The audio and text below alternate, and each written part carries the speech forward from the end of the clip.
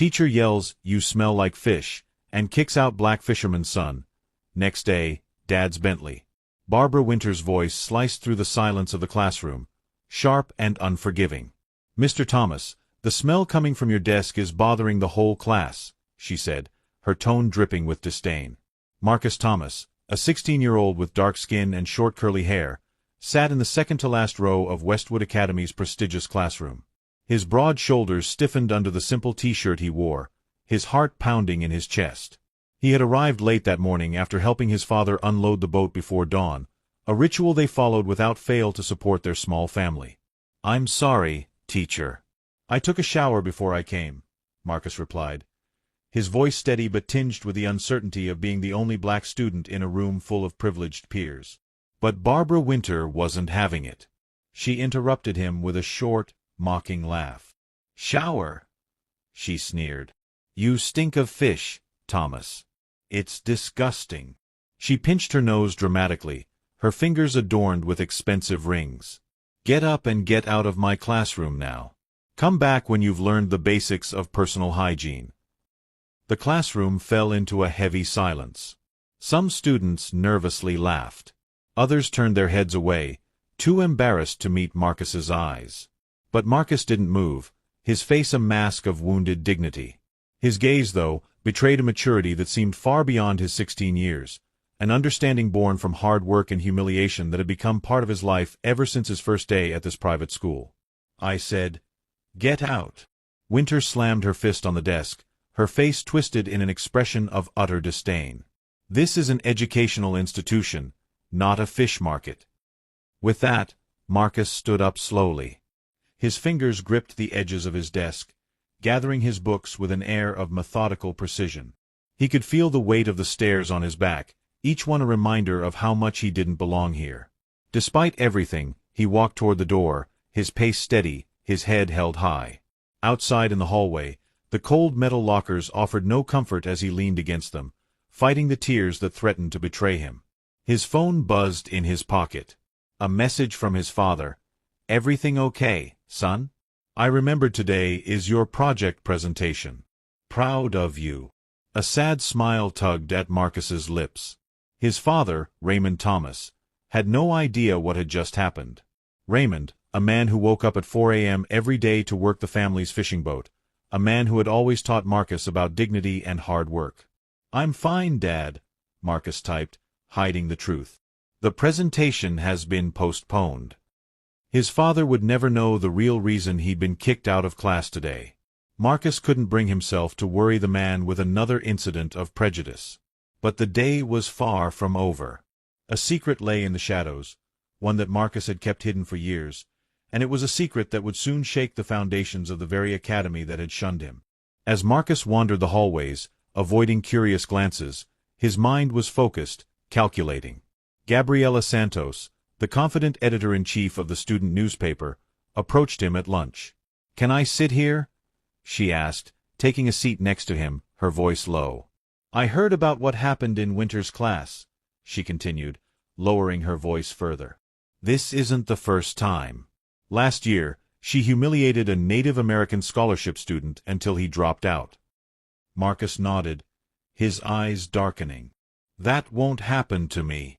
Gabriela smiled, a spark of admiration in her eyes. "That's why I'm here," she said, pulling out a small tape recorder. "The paper is doing a story on subtle discrimination among the faculty. I'm gathering anonymous testimonials." Marcus stared at the recorder, then back at Gabriela, a quiet resolve forming inside him.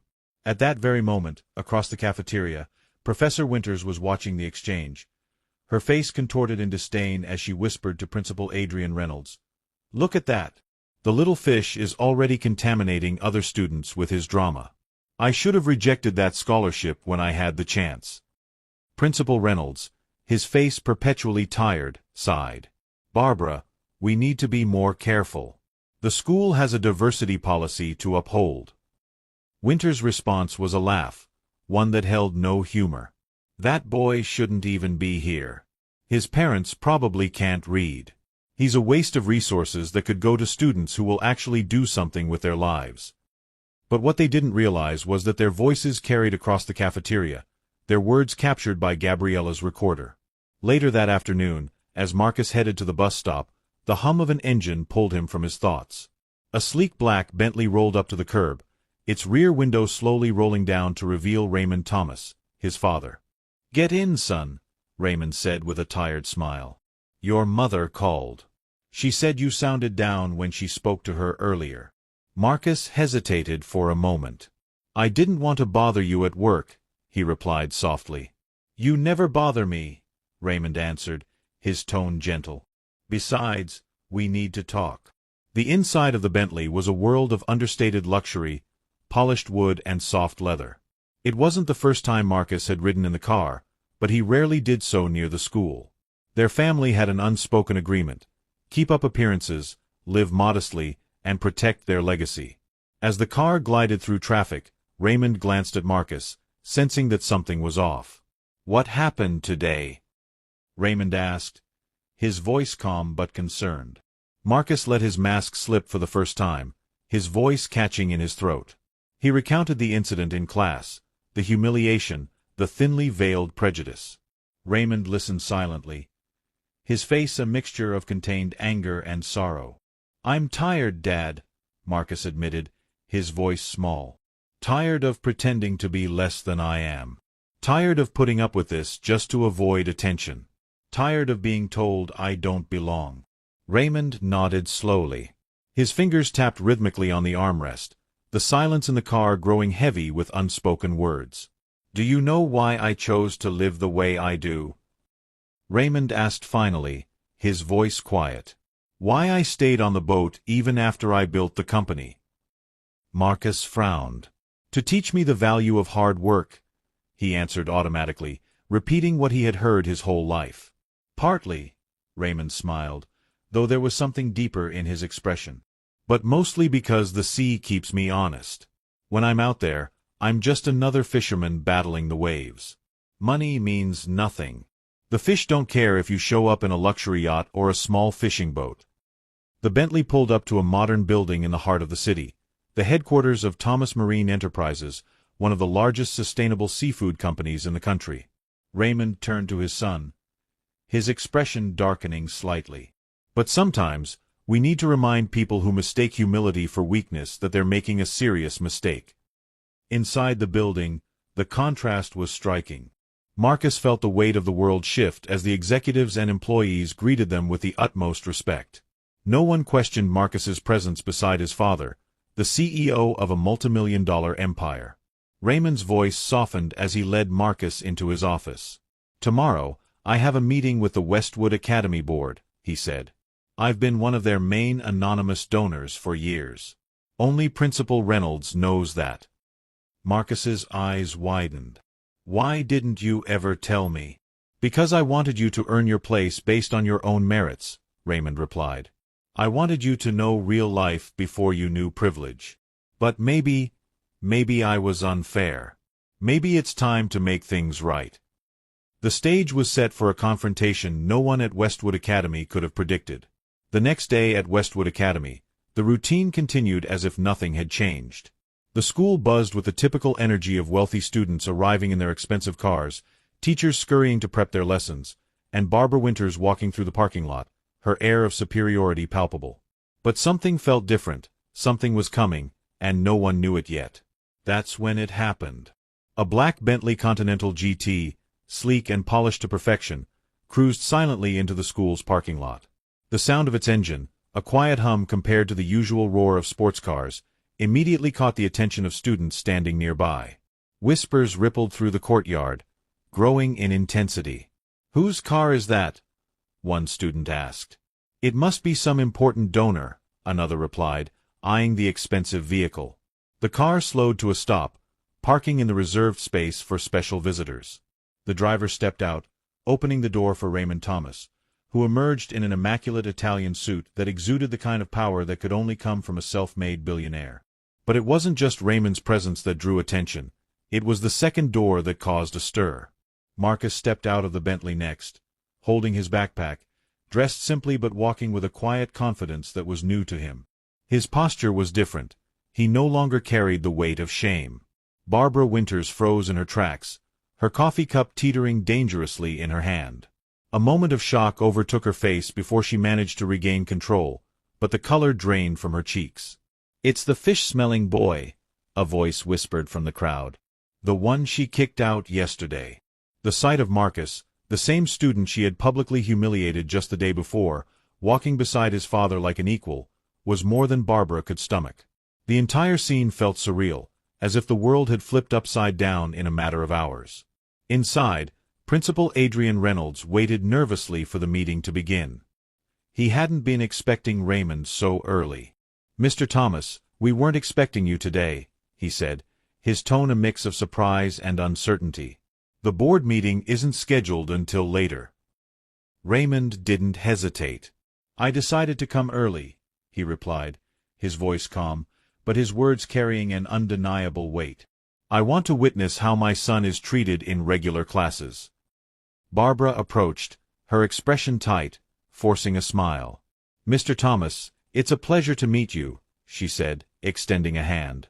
"I'm Barbara Winters, teacher of—" "I know exactly who you are, ma'am," Raymond interrupted, his voice cool, the slightest edge of authority in it. "My son has told me a lot about your teaching techniques." The tension in the room thickened, the unspoken challenge hanging in the air. Barbara's smile faltered, but she forced it to stay in place. "I don't know what Marcus may have said," she began, her words fumbling, "but I assure you, I maintain the highest standards of excellence." Raymond's expression darkened slightly, his gaze unwavering. "Yes, I value excellence as well," he said. "That's why I've invested millions in my son's education, including substantial donations to this academy." Barbara, now looking increasingly uncomfortable, tried to deflect. Interesting how he never mentioned that. He preferred to be known solely on his own merits. Raymond leaned in slightly, his voice lowering. He did. He preferred to be known solely by his merits. "But I think it's time everyone here knows the truth." His words landed like a quiet bomb in the room. Barbara's smile faltered completely, her eyes wide with realization. She tried to regain control, but the weight of the situation was starting to sink in. Before the silence could drag on, Gabriela Santos, the editor-in-chief of the student newspaper, emerged from the crowd of onlookers. She was holding her small tape recorder, which she quickly placed in front of Raymond. "Mr. Thomas," she said, her voice steady and sure, "I have something you need to hear." Without hesitation, Gabriela pressed play. The clear, unmistakable voice of Barbara Winters filled the room. "Look at that. The little fisherman is already contaminating other students with his drama. I should have rejected that scholarship when I had the chance. That boy shouldn't even be here. His parents probably can't read. He's a waste of resources that could go to students who will actually do something with their lives." The room fell silent, the impact of Barbara's words hitting everyone like a cold wave. A few students gasped in shock, others stood frozen, not knowing how to react.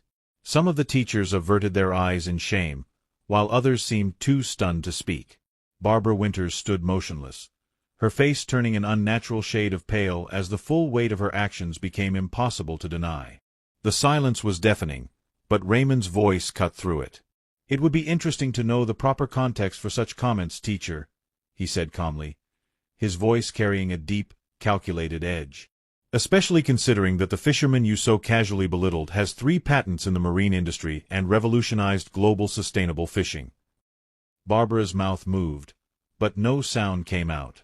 The sting of truth was too much for her to bear. Raymond's next words were a cold, unrelenting challenge. "And I would love to understand the appropriate context for allowing an educator to publicly humiliate a student because of his smell, his family's origin, or his occupation." He turned to Principal Reynolds, his tone growing colder still. "Perhaps you can explain why that was allowed to happen, Mr. Reynolds." In that moment, Marcus stepped forward, the entire room now focused on him. The students, the teachers, even Principal Reynolds, who seemed to shrink under the pressure of the unfolding scene. "I didn't come here to destroy anyone's career," Marcus said, his voice steady, surprising everyone with its calm and maturity. I came here to learn and to be respected like every other student. I don't want privileges because of who my father is or what he has built." A quiet pride shone in Raymond's eyes as he glanced at his son, the bond between them undeniable. "I will not accept being humiliated by those who are supposed to teach me," Marcus continued. "Our family built an empire based on respect, hard work, and integrity. The same values this institution claims to promote." Gabriella stepped forward again, her recorder still running. "As editor of the school newspaper," she said, "I recorded this for a story on discrimination in the faculty. I have other anonymous statements. The evidence is clear." Principal Reynolds looked like he was about to pass out. His face was a mask of panic as he fumbled for words. "Mr. Thomas, we can resolve this internally. There's no need to." "On the contrary," Raymond interrupted smoothly, "there is every need." With that, Raymond pulled out an elegant envelope from his inside pocket, holding it up for everyone to see. "My annual donation to Westwood Academy," he said, his voice crisp. $5 million.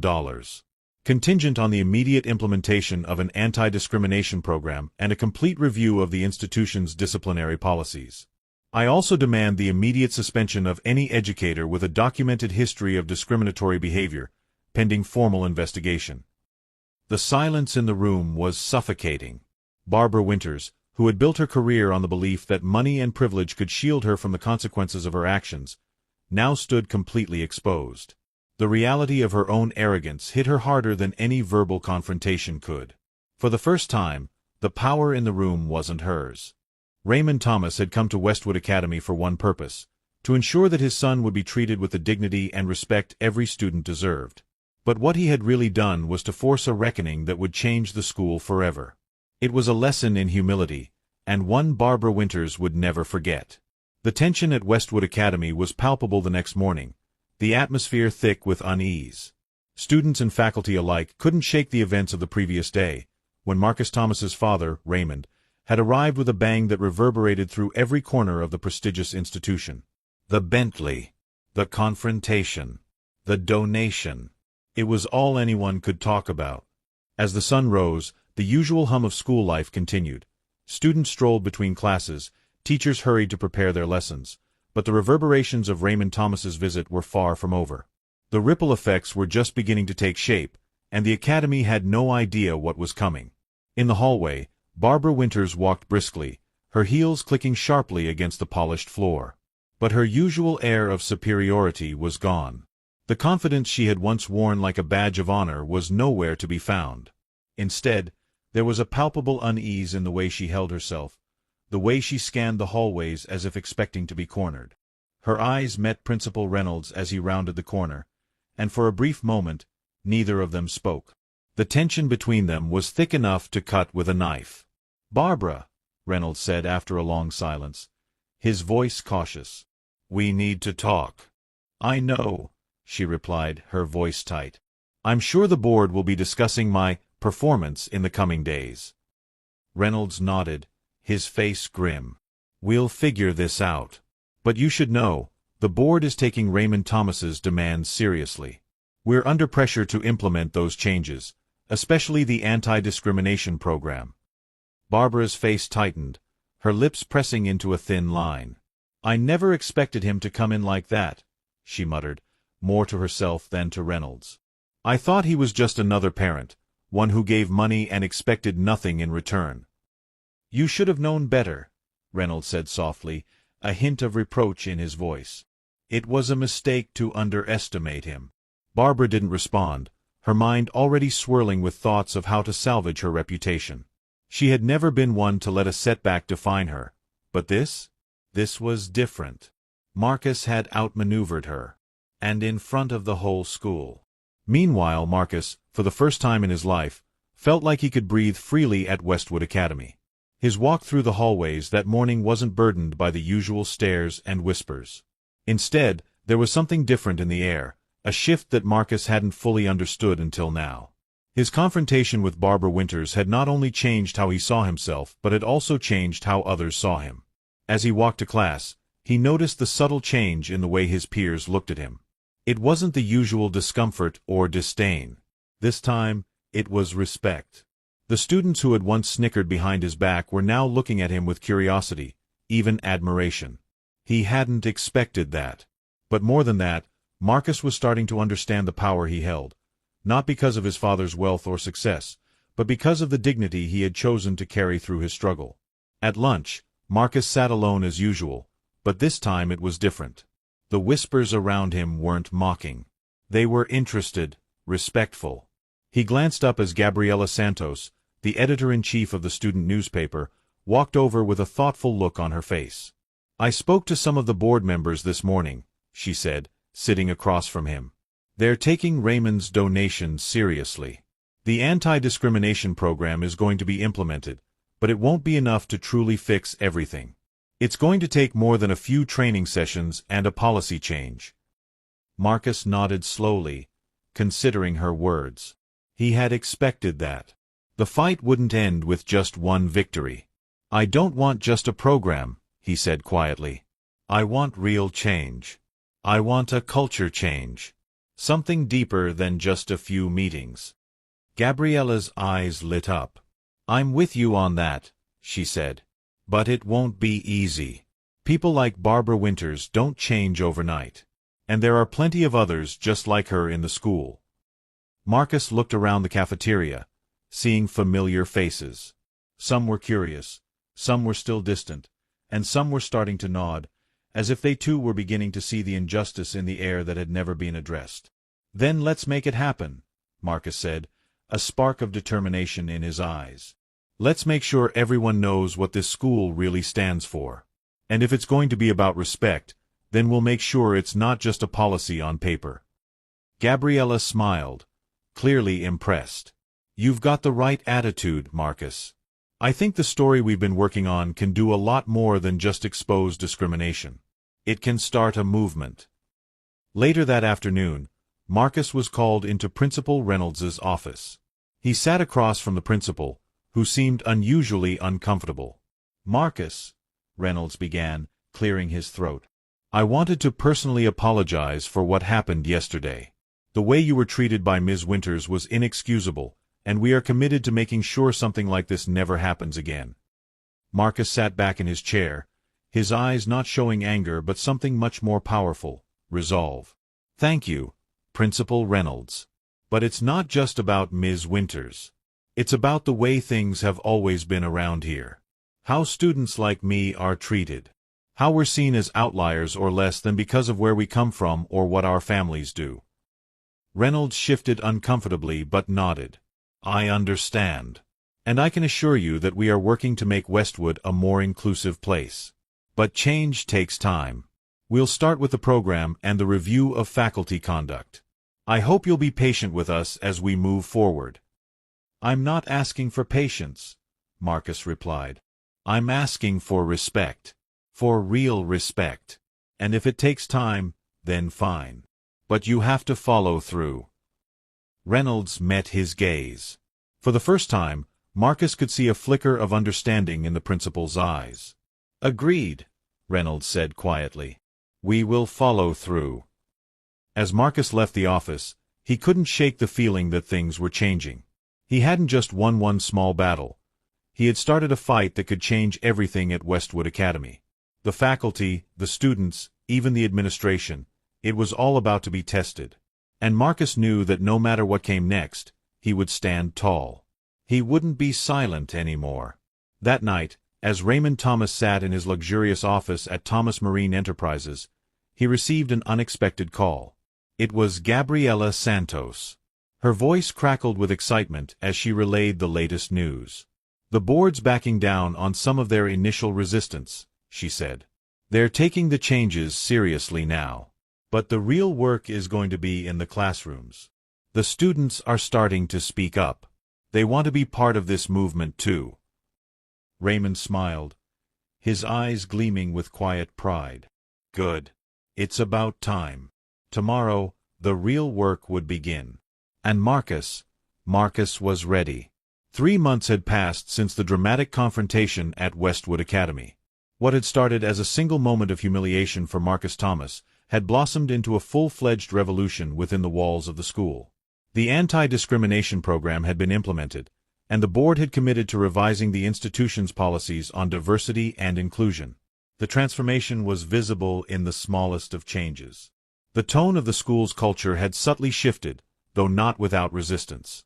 Some teachers were reluctant, clinging to outdated notions of excellence and tradition.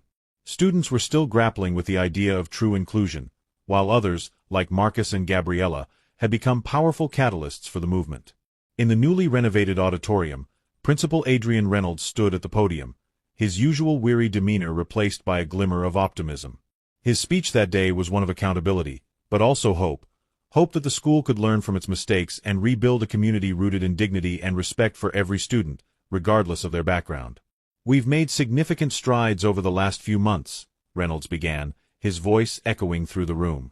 "We've implemented mandatory anti-discrimination training for all staff, revised our disciplinary code, and established an ethics committee. But the most important lesson has been learning to listen, to truly listen to those who have been historically marginalized." Marcus, now standing quietly in the back of the room, couldn't help but feel a sense of pride. When he first set foot on this campus as a scholarship student, he had felt like an outsider. He had been humiliated by his teachers, ignored by his peers, and made to feel as if he didn't belong. But today, there was a palpable sense of change. It wasn't perfect, but it was a start. "Of course," Reynolds continued, "these changes wouldn't have been possible without the dedication of students like Marcus Thomas. Marcus, please come up here." There was a moment of hesitation, a soft murmur running through the crowd. The students who had once snickered behind his back now watched him with a mix of respect and curiosity. Marcus, a little uncomfortable but proud, made his way to the front. He stood there, the spotlight on him, as he faced the room of parents, students, and educators. The same educators who had once belittled him, ignored him, and treated him as inferior.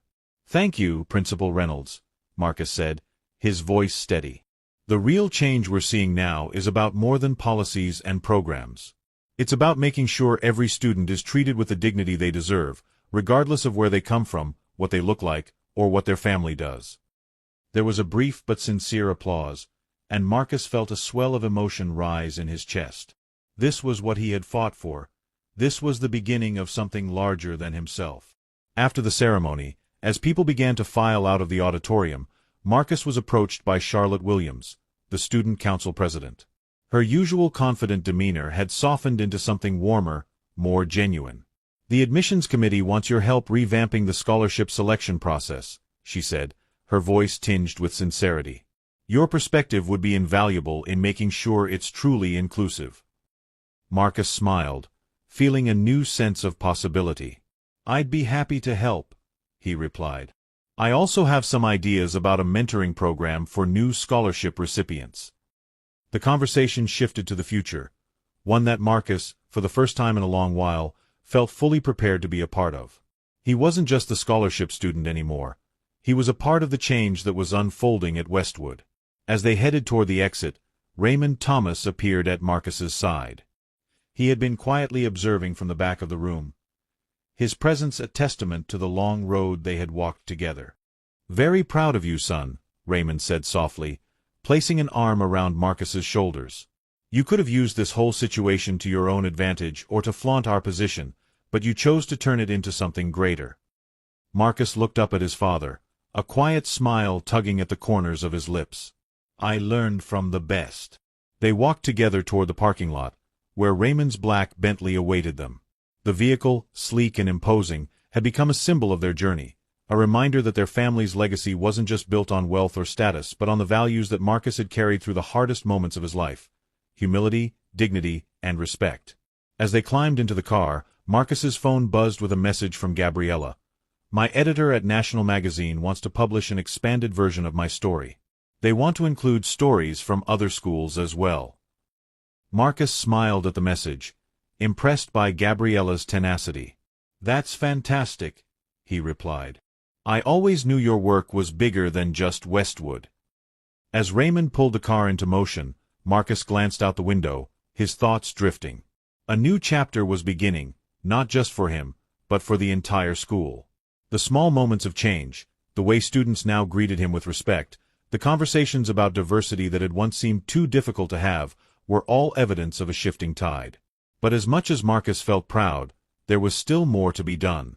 The fight wasn't over. The work was just beginning. "By the way, Marcus," Raymond said, his voice quiet but carrying a certain weight, "I've decided to stay on the school board. I'm no longer going to be an anonymous donor." Marcus turned to face his father, surprised. "You're joining the board?" Raymond nodded, his eyes gleaming with determination. "Yes. It's time for me to step into the light, just like you did. The school needs real leadership, people who are invested in its future. And I'm going to make sure that future includes everyone, no matter where they come from." Marcus felt a swell of pride. His father, the man who had worked tirelessly for years to create an empire from nothing, was now stepping into a new battle, one that would affect countless students for years to come. At that moment, Marcus knew that his father's decision wasn't just about the school.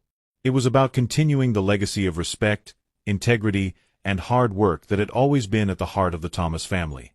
And it was a reminder that true power didn't come from money, status, or connections, but from the courage to stand up for what was right. As the Bentley glided smoothly through traffic, Marcus felt a renewed sense of purpose. The road ahead was still long, but now he was no longer alone in the fight. And this time, the fight would be different. It would be about ensuring that no one, no student, would ever again be humiliated or made to feel like they didn't belong. It would be about ensuring that, no matter where they came from, every student at Westwood Academy would be respected for who they were, not for the wealth of their family or the name they carried. For the first time in years, Marcus felt like the future was something he could shape. And he was ready to start building. The days that followed the transformation at Westwood Academy unfolded with an energy that had not been seen before at the institution. A palpable shift had occurred, one that could not be ignored, no matter how hard some tried. It wasn't just the school's new policies or the changes made in the classrooms. It was in the way students began to interact with one another, the way the faculty started to reconsider what it meant to be truly inclusive, and, most strikingly, in the conversations that filled the hallways. For the first time, Marcus Thomas didn't feel like a visitor in his own school. The looks from his classmates weren't those of disdain anymore, nor of curiosity. They were looks of respect. And for a boy who had fought so long for his place, it felt like a small victory every time a peer greeted him with a smile, instead of a judgmental glance. The week following the implementation of the anti-discrimination program was one of reflection. Students who had been skeptical about the changes now began to realize that they had witnessed something real. The program wasn't just a checkbox, or a superficial attempt to quiet a controversy. It was a declaration that the school, at least in some ways, was willing to embrace the uncomfortable truth about its past and take steps to move forward. Marcus sat with Gabriella that Friday in the student lounge, where the two had become a quiet power duo. Gabriella's articles for the school newspaper, which had already gained significant attention for their investigative approach to subtle discrimination, had started to reshape the way people viewed the institution. She was a natural leader, and her articles about the changes at Westwood had not only given her the respect of her peers but had also earned her national recognition. An investigative journalism scholarship was already on the horizon for her. As Marcus watched her write, he couldn't help but feel a surge of pride. What began as a shared sense of frustration had turned into a movement that Marcus now realized had power. It wasn't just about standing up for himself anymore. It was about ensuring that others, particularly students from marginalized backgrounds, had a space where they too could find their voice. "Marcus," Gabriella said, looking up from her laptop, "you know, after everything that happened, there's one thing I keep thinking about. This whole thing wasn't just about you confronting Ms. Winters. It was about everyone who's ever felt like they didn't belong. It's about the story of every scholarship student, every kid from a less privileged background who's been told they're not enough, or not worthy of a place at this school." Marcus nodded, the weight of her words sinking in. "You're right. I started out thinking I was just fighting for my own dignity. But now, I see it's bigger than that." Gabriella smiled, her eyes gleaming with a mixture of determination and admiration. "That's why I know you're going to go far, Marcus. You didn't just change your own life. You're changing the lives of others too. You've already made this place better." Marcus smiled faintly, But his mind drifted to the future. While he had already seen changes in the way students and faculty were beginning to think about discrimination, he knew the real challenge was still ahead. The work didn't end with new programs, new policies, or even with his father's influential donation. Real change, lasting change, came from within. And it had to start with the way people truly viewed each other. Across campus, the administration was still working to implement deeper changes, but there were subtle signs that some were beginning to resist. Barbara Winters, for example, was conspicuously absent from the public conversations about change, her reputation thoroughly tarnished after the recordings of her prejudiced comments had circulated. Although she had been placed on suspension pending a formal investigation, Marcus knew the scars she had left on the school's culture wouldn't disappear overnight. The morning of the school's final assembly for the semester arrived, and the auditorium was filled to capacity. The principal, along with the faculty, had announced that this would be a special event, a celebration of the school's transformation and the ongoing work to make the academy a more inclusive space for everyone. The stage was set for one final demonstration of the change that had begun. Raymond Thomas sat in the front row, his presence as commanding as ever, a quiet reassurance radiating from him.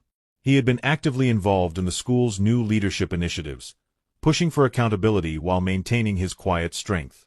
As a businessman, he knew that change wasn't just about making big announcements or giving money. It was about following through, about making sure that every word was backed by action. As Principal Reynolds took the stage, the audience grew quiet, all eyes on him. "Good morning, students, staff, and parents," he began, his voice steady. "Today, we mark a new chapter for Westwood Academy. But let me make something clear. This isn't the end. This is only the beginning." There was a brief pause, and Marcus could feel the weight of those words. It was a reminder that the fight for equality, the fight for respect, was never really over. It was ongoing. It was a responsibility that each person at Westwood, from the teachers to the students, would have to carry forward. "We've implemented new policies," Reynolds continued, "and we've revised our code of conduct to ensure that every student, no matter their background, feels supported and valued. But true change requires all of us. It requires self-reflection, empathy, and an openness to learning from one another." Marcus's gaze shifted to Gabriella, who had been invited to speak on behalf of the student body. She stood confidently at the podium, her eyes scanning the room before she began to speak. "When I first came to Westwood," Gabriella started, her voice clear and powerful, "I was proud to be here. But the longer I stayed, the more I saw that not everyone was treated the same. There were students who felt invisible, who were ignored, made fun of, or told they didn't belong. I know because I saw it happen. To Marcus, to others." She paused, her words heavy with emotion. "I'll be honest. I didn't understand the depth of it until Marcus spoke out. And since then, I've come to realize something. It's not enough to just be a bystander. We all have a responsibility to make this place better. To make sure that no one is ever made to feel like they don't belong." That's what Marcus did. He reminded us all that we're stronger when we stand up for each other. The applause was immediate, and the energy in the room shifted. Marcus's chest tightened with a mix of pride and disbelief. Gabriella's words weren't just for him. They were for everyone who had ever felt like they didn't have a voice, for everyone who had been silenced by prejudice or ignorance. The assembly ended, but the effects were lasting. Over the next few weeks, Marcus noticed a subtle but significant shift in the school's culture. The uncomfortable silences that once filled the hallways were being replaced with real conversations. Students began to talk openly about their experiences, about their struggles, and about the change they wanted to see. Gabriella's ongoing work with the student newspaper helped amplify the voices that had been ignored for too long. But as the school year came to a close, Marcus knew the real work was only just beginning. The school had made progress, yes. But there would always be more to fight for, more to do. The change at Westwood wasn't just about policies. It was about changing hearts and minds. It was about teaching a generation to treat one another with respect, regardless of their background or what others thought they were worth. The next fall, when the first wave of new scholarship students arrived at Westwood Academy, there was a noticeable difference. The campus was different. More inclusive, more understanding. And for Marcus, that was the most important change of all. Walking through the gates of the academy, Marcus couldn't help but smile. This place, which had once made him feel so small, was now a testament to the power of standing up for what was right. The fight for respect wasn't over, but it had already begun to change the future. For Marcus, for his classmates, and for everyone who would come after them. And that, he knew, was the greatest victory of all.